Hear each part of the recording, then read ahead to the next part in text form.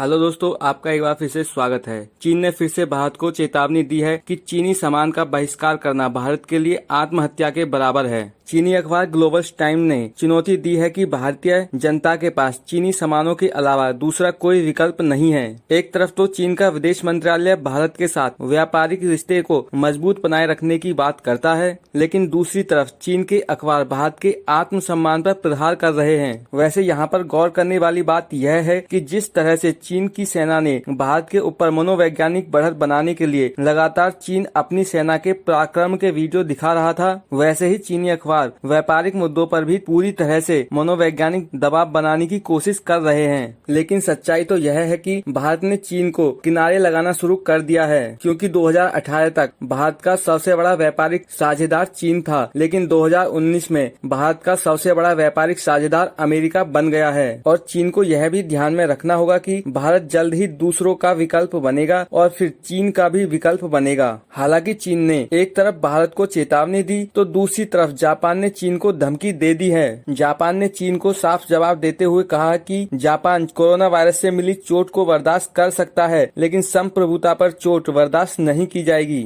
और चीन के राष्ट्रपति शी जिनपिंग की जापान यात्रा से पहले ही जापान से शिंकाकू आइलैंड से चीनी पनडुब्बियों को खदेड़ दिया गया और इसी के साथ 12 से ज्यादा एयर डिफेंस सिस्टम भी तैनात कर दिए गए हैं। और जापान ने चेतावनी दी है कि चीन की विस्तारवाद की नीति चीन के साथ व्यापारिक रिश्तों को शून्य करने का कारण भी बन सकती है। अब ऐसे में चीन बेशक दुनिया की दूसरी सबसे बड़ी अर्थव्यवस्था हो, लेकिन जापान भी दुनिया की तीसरी सबसे बड़ी अर्थव्यवस्था है और भारत 5वीं सबसे बड़ी अर्थव्यवस्था। ऐसे में विचार भारत को नहीं बल्कि चीन को करना चाहिए। आखिर चीन कितने देशों के साथ पंगा ले सकता है और कहीं ऐसा ना हो चीन जिस ग्लोबल सप्लाई चेन का मुखिया होने का दावा करता है, कल को वही चीन पाकिस्तान और नेपाल जैसे देशों का मुखिया बनकर न रह जाए। तो ऐसे में साफ है कि विचार चीन को करना चाहिए और भारत ने तो चीन का विकल्प बनने का विचार पहले से ही कर लिया है। दोस्तों, कैसी लगी वीडियो कमेंट में बताइएगा और चैनल को सब्सक्राइब जरूर कीजिएगा।